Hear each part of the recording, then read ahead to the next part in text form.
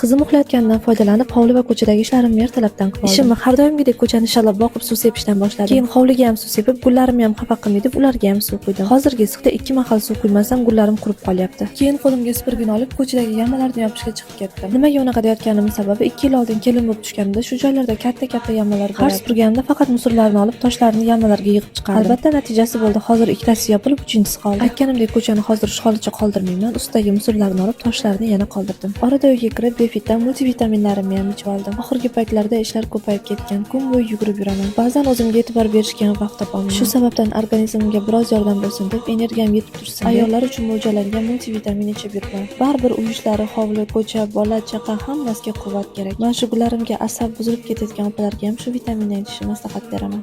Vitaminni o'zim marketdan topishingiz mumkin. Artikelni opisiyaga yozib qoldiraman. Orqa hovliga o'tib, bularni ham xafa qilmaslik uchun ularga ham ayamasdan suv sepdim. Mana uyda terak yana bor, chetga olib qo'ying deb miyamni yemanglar. Aytganimdek, bu vaqtincha orqa hovli kerak bo'lgani uchun ham shu o'tib ketdi.